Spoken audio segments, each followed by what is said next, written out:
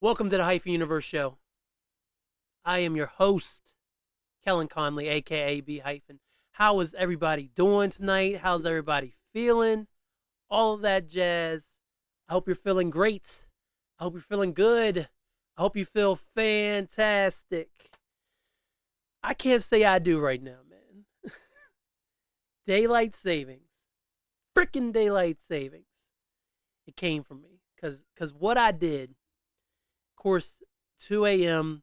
on spring forward. The clock's literally spring forward an hour, so we all lose an hour's sleep, right? So I was up messing with some album artwork because, by the way, the album's done. So congratulations to me. Thank you. I appreciate it. Um, I was messing with some album artwork, and I looked up. I'm like, oh man, it's almost 2 o'clock. I was like, I'm just going to stay up till 2. It'll transition to 3, and then I'll go to bed. And that's what I did, and it worked. It worked for a hot second.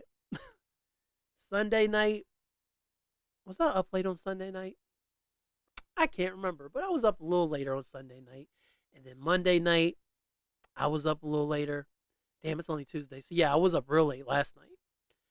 And then I was cruising. When I went to bed last night, I was like, man, I don't even feel tired really, because really it's 12:45, but it's really 11:45.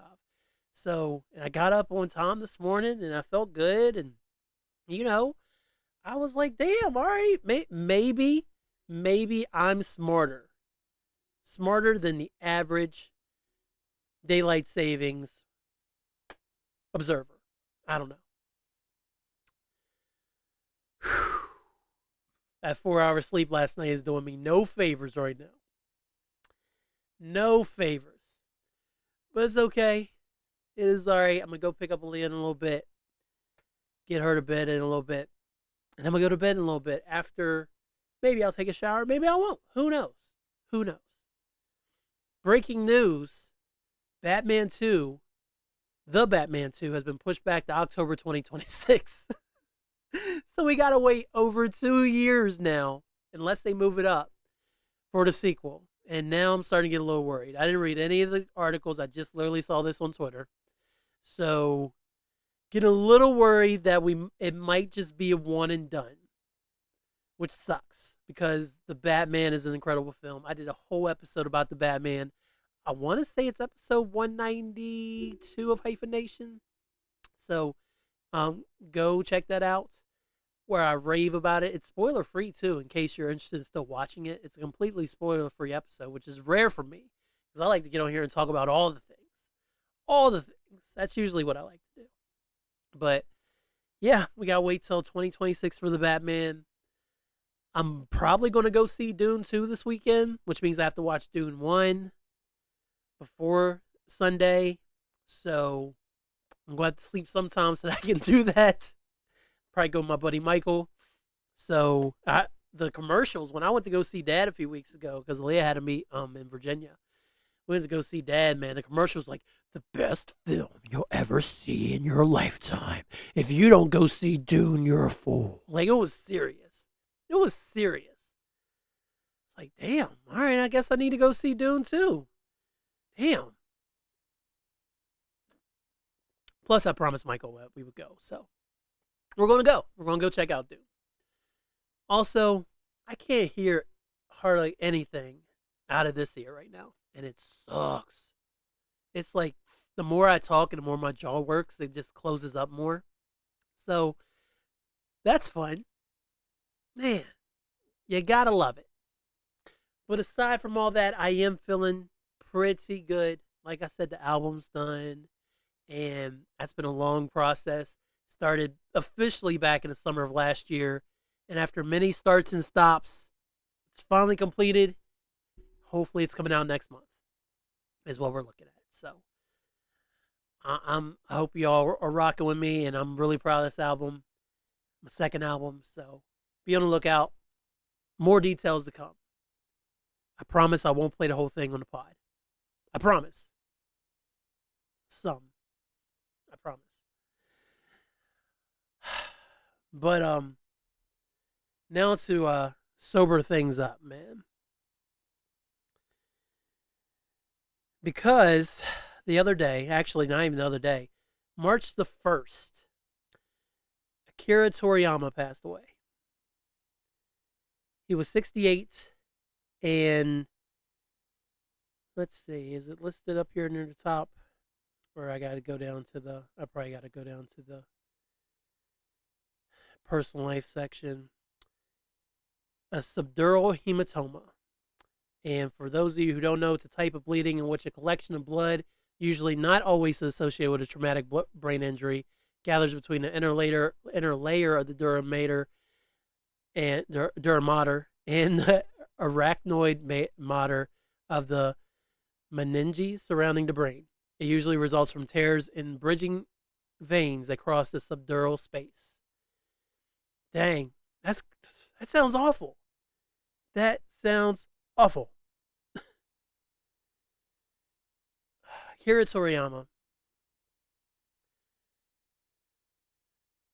And this is where we want to get into my story. Because everybody's got their Akira Toriyama story. I have two things that he did that I just love dearly. And I want to thank him for it. So, first and foremost, I was in high school. At the time, my nephew was living with me. And when we came home from school, Toonami was on TV, on the Cartoon Network. And I want to say it was like 4 o'clock, 5 o'clock, 4:30. Toonami played back-to-back episodes of Dragon Ball Z. This was my first introduction to anime, manga, all that. I was just a Western child who loved comic books and loved cartoons, but never had been exposed to any kind of anime. I lived in Caton Bridge, folks. I mean, it is what it is.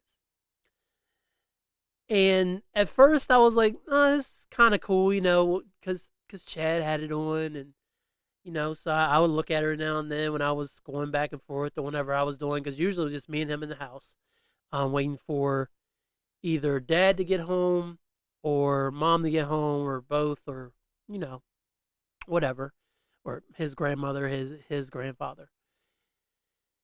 And I start really looking at it. I was like, you know what? This show's kind of sweet.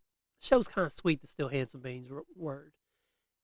We started watching during the Android Saga, when they were re-airing the Android Saga, because I don't know what year they actually originally came out, but this is 1990. No. Yeah, this is 1999, 2000, and they were showing the Android Saga.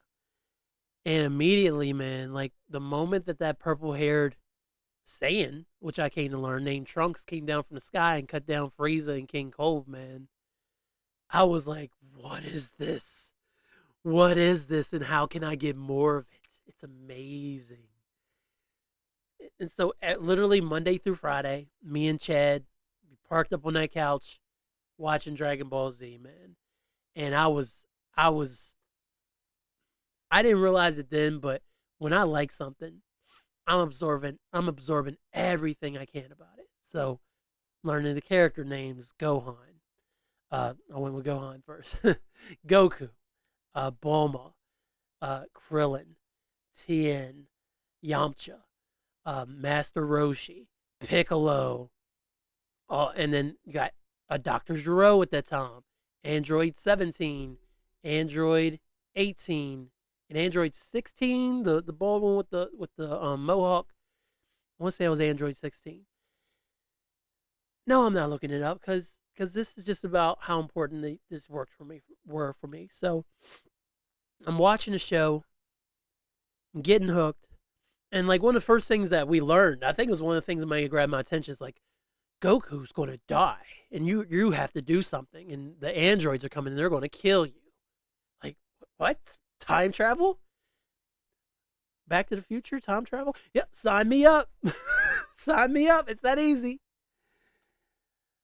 And so away we went, man, and went along the Android saga, and then got introduced to Cell, and then of course Cell was trying to absorb the androids,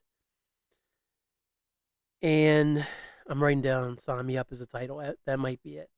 That might be the title. We'll see what happens.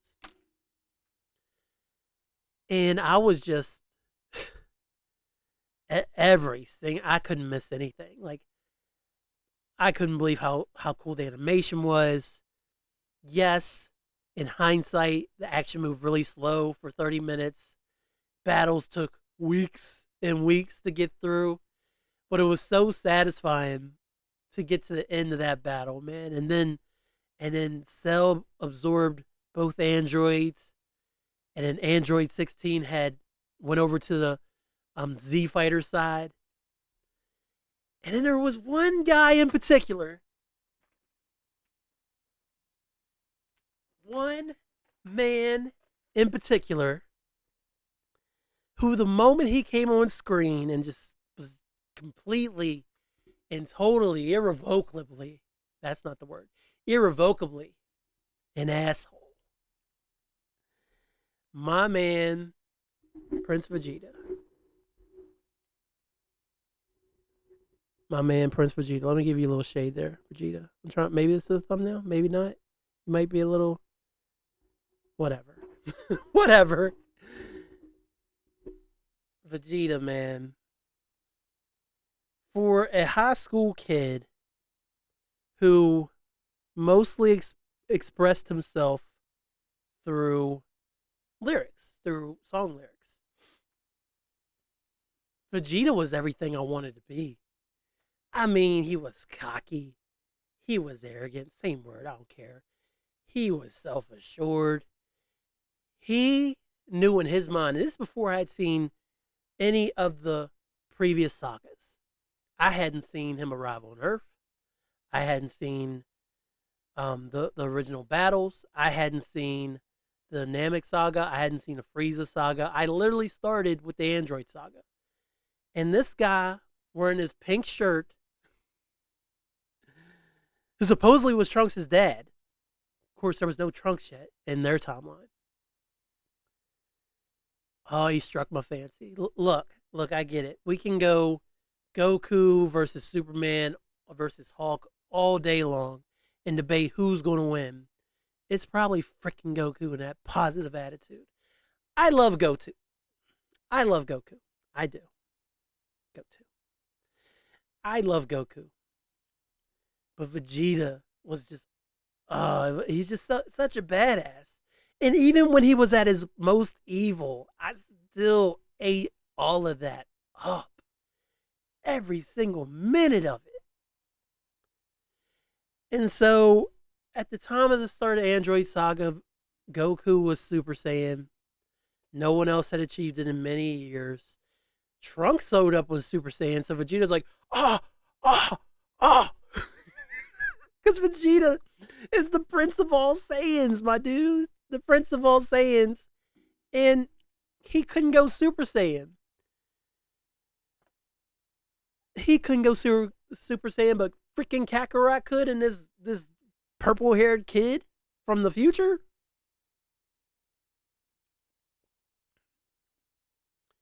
And from there on out, man, the love of DBZ continued. Of course, I followed through with the whole Cell saga. I finished that. By the time they were airing the Boo saga, they started airing that or re-airing it. I had went to college, and so I wasn't there to watch the cartoons with Chad anymore, you know. And so it was kind of something I put on the back burner. Like I had a Dragon Ball Z shirt at one point. I tried to write some Dragon Ball Z fanfic, but you know, it was always my very first anime. So I saw a manga at one point, a Dragon Ball Z manga in one of the bookstores around town. I bought it. I don't even remember, like it's been so long since I read it, I don't even remember what it was. Just one of your regular Akira Toriyama books. And then I got the over here in my DVD pile that I need to go through. I have season 1 and season 2 of Dragon Ball Z when they first started coming to Walmart, and Walmart was selling them for like $25 a pop, I believe, and you got like the whole season and all the episodes with the original voice acting or the dubs. Shout out to Funimation, man. They did the thing on that box set. But I had those, and I started just ripping through them, and then really getting to see for the first time, even though I had read it online at that point, getting to see it with my very own eyes, the whole Dragon Ball Z saga and how it all started.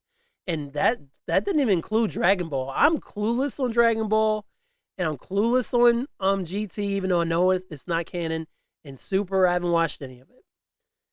But Dragon Ball Z, man, it honestly, because I was in high school, I was chasing girls, I was writing raps, what I thought were on bars that were on beat raps. I was writing R&B songs, and then besides that, that's what I did, and watched music videos all the time, and watched MTV and BET all the time. But Dragon Ball Z helped me kind of transition to where I realized it was still okay to like the stuff from your childhood, even as you're growing up. Because, not to put this much pressure on it, but I don't know if I hadn't started watching Dragon Ball Z, I don't know if I ever go back to reading comic books. There's a lot of things that I may not have done because I felt like at one point that was kid stuff and you put your kid stuff away. And then you grow up and you get a job and get married, and that's what you do. Sorry, there was a cobweb. So everything DBZ I just absolutely love. And I went to Gatlinburg, Tennessee, and we're walking among many shops downtown, and there was a paintbrush little shop that was there. Maybe it was even a little stand. And they had a Vegeta. With his typical crouching pose and the black hair. And never in my life, up to 2010, had I seen, because he hadn't went Super Saiyan in official canon. I think he had it in GT. But, nope, Majin Vegeta. He went Super Saiyan. What am I saying? He went Super Saiyan during the Android Cell saga. I'm sorry. But that's not the point. The point is, anytime that you saw Vegeta outside of the show and it was like a picture of Vegeta, it was always that crouching pose, and it was always black hair. Always. And that drove me nuts. Absolutely nuts. So I said to the artist who was doing the paintbrushing, I'm like, hey, airbrushing.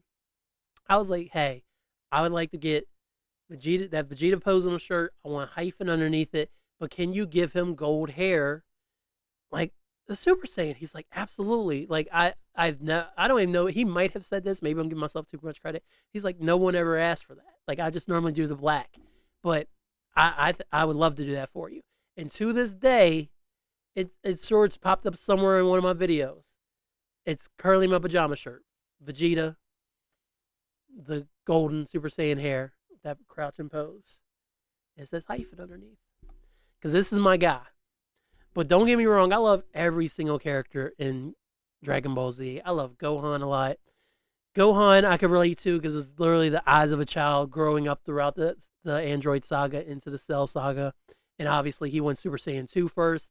And then he had that awesome, when Android 16 got killed, he went Super Saiyan 2 and then kind of took care of Cell. And then he had to fight Cell for another 25 episodes. I don't remember. But you remember. You know what I mean. And yeah, it was quite a ride. And to this day, aside from a random Digimon season that I saw, maybe in Digimon season 2 or 1 in Pokemon that I've seen, I've never watched any other anime. And they're like, oh God, you're black and you're a nerd. Why you're blurred? Why don't you watch anime? I wanted to watch Dragon Ball Z. So when Toonami's showing Gundam and Cowboy Bebop and all the other stuff, I just never watched it. Because I only cared about Dragon Ball Z. And in hindsight, yeah, it was a mistake. But I had Dragon Ball Z, so why did I need to watch all this other stuff? But then as I grew older and I found out about this huge anime culture of these grown ass men like myself who love Dragon Ball Z and love anime. Well, my fandom stops at Dragon Ball Z. And I've always kind of been gatekeep gate yeah. Yeah, I've been gate kept against, I guess. I mean, it's one thing like if you just watch it, Hyphen. Like, yeah, but I even went to my friends a couple years ago and I was like, hey, I want to watch some more anime besides Dragon Ball Z. I want more exposure. What should I watch? And they laughed at me. And they're like, you ain't gonna watch it anyway. So they laughed. I mean, I know I should watch Cowboy Bebop and Bleach. I don't know about One Piece, man. One Piece is long. But I know there's countless Akira, countless, shout out to Ozzy Akira, countless animes out there. And then when I asked for help, they laughed in my face. Like, hey, you gonna watch it anyway? You watch Game of Thrones yet? No. What's the point? So I am glad, one, for Akira Toriyama because he created Vegeta and Dragon Ball Z. So that's number one, first and foremost. And I will always appreciate him for that and the joy that that show's given me. And then two, what may be my favorite video game of all time. Maybe. Chrono Trigger.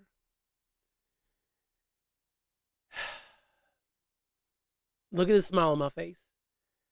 If you thought I was happy about Dragon Ball Z, unequivocally, there is nothing that comes close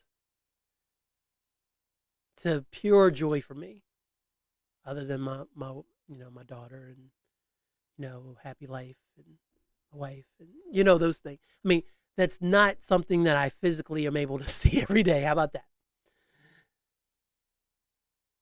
Chrono Trigger just makes me so happy, man. And I remember seeing Chrono Trigger ads in my comic books when it was coming out. And I was like, oh man, time travel. Again, I love time travel.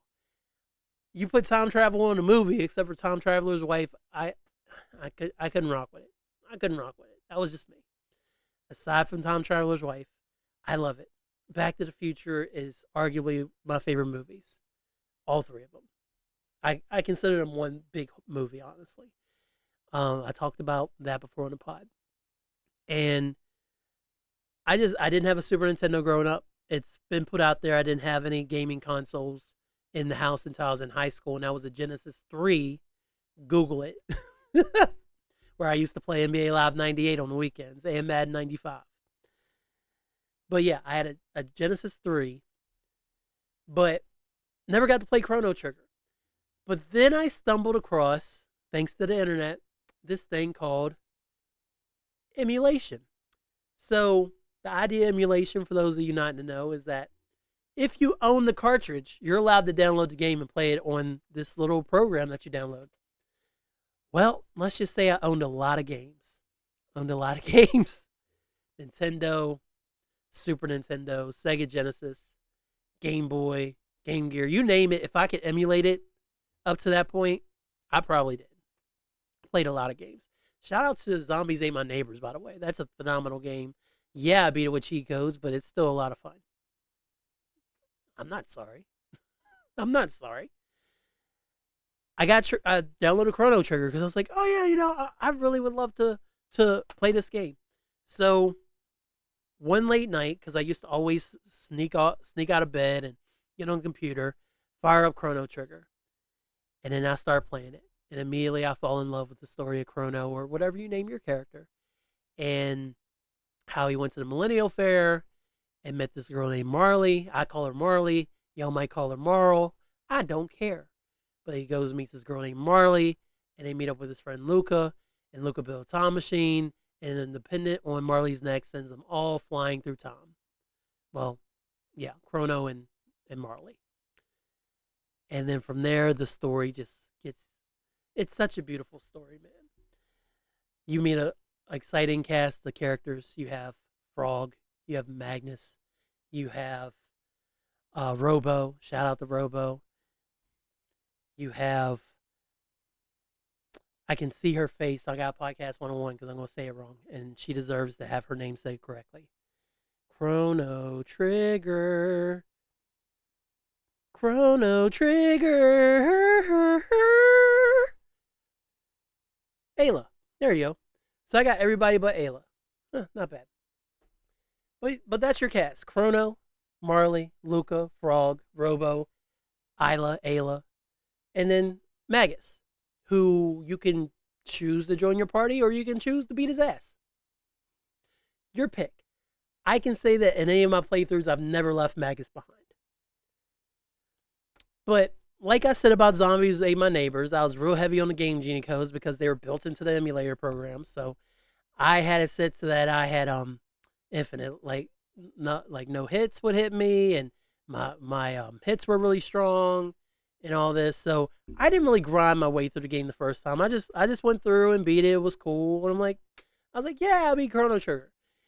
And then that was like 2000. So probably about 2004, 2005, I played it again. Did the same thing with the cheat codes. Got a different ending. Because I don't know if I realized it or not, but there's like 9 different endings to this thing. And on DS, there's even more. Or maybe there's 7 endings, and on DS, there's 9. But there's multiple endings you can get to this game, depending on how you play, which is incredible. But I played it again, and again, it was a fast playthrough.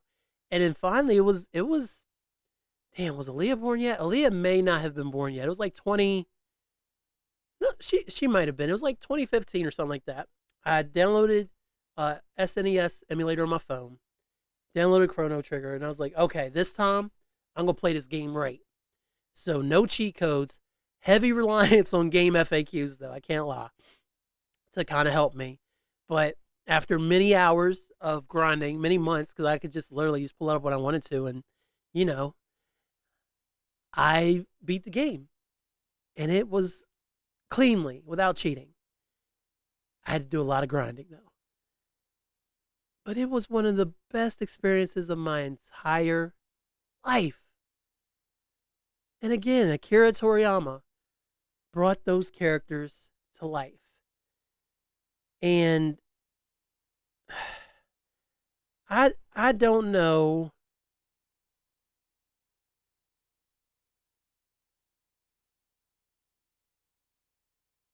Sorry, I was reading.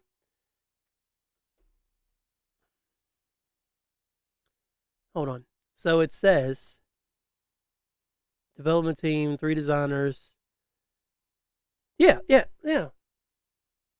Akira was one of the 3 designers of Chrono Trigger. Now, not to give him all the credit, because there are 2 other designers on this, and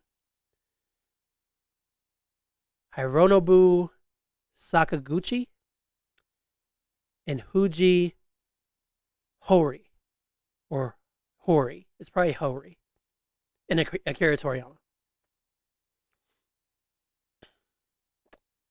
But a group of adventurers travel through time to prevent global catastrophe. Again, it's time travel. It all comes back down to time travel for me. You put time travel in something, except for the time traveler's wife, I'm more than likely going to enjoy it. I'm going to enjoy it.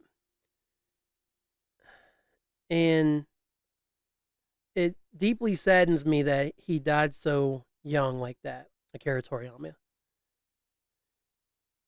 But at the same time, the works he left behind, and I don't even know anything about Dragon Quest, but the works he left behind and the impact that he had on the world is amazing. I feel like the when it comes to this realm of creating these fantastic characters and being of someone of Asian descent, like the closest thing I can think of in my mind, and I mean, yeah, again, if I'm uneducated, I apologize, but Shigeru Miyamoto and Mario, like it's that level of impact just by having a little imagination. And yeah, Chrono had hair like Goku, and obviously it was. I mean, you could say you could see Bulma and Luca and Android 18 and Ayla and Frog. Don't really see anybody in Frog. Frog's so unique. Frog is so unique. And Robo, nope. I don't see anybody there. Magus. I get Vegeta vibes from Magus. So just being able to be a part of that world, no pun intended, no Little Mermaid. I'm very lucky that I was able to experience those, considering how I've been locked out and jaded and not being helped to be introduced to more anime. I'm happy that I was able to experience Dragon Ball Z, even if it was for that brief saga with Chad, and get to share that with him. Like that's just something that will forever link us, is the Android saga and the Cell saga, Dragon Ball Z, and being able to turn on Chrono Trigger at any time and start seeing that pendulum start swinging and that music come up. My literal alarm on my phone has been for a long time this very song.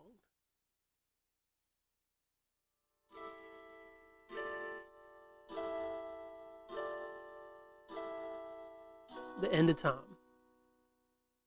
And every single morning for the last few years, this is what I wake up to. Because Chrono Trigger just brings me such joy, and Dragon Ball Z's brought me such joy. And like I said, I'm not going to keep going on, but rest in peace, Akira Toriyama. Thank you for what you did for the world. And I'm going to continue to enjoy it for the rest of my days. So thank you. On that note, I'm going to not cut it short, but I feel like it's kind of appropriate to go out on keep it lower tones. There's no point in like ramping back up and doing all the fancy stuff. Y'all know it. Y'all know it. Matter of fact, the fancy stuff was for Hyphen Nation, so we're going to keep a more low-key outro from now on for the Hyphen Universe show. And we're just going to get right to it. Appreciate each and every one of y'all that listen to the sound of my voice, watch the videos, support anything that I do. And just know that even as I sit here, streaming, recording this, putting it out, not knowing who's receiving it, just know that this makes me almost as happy as watching those early episodes of Dragon Ball Z and Chrono Trigger. That's why I do it, and that's why I'm here. And I suggest you go out and do the same. Find what you love, and go do it, as long as you're not hurting anybody or yourself. So I say all that to say this. Again, rest in power, Akira. And thanks, y'all.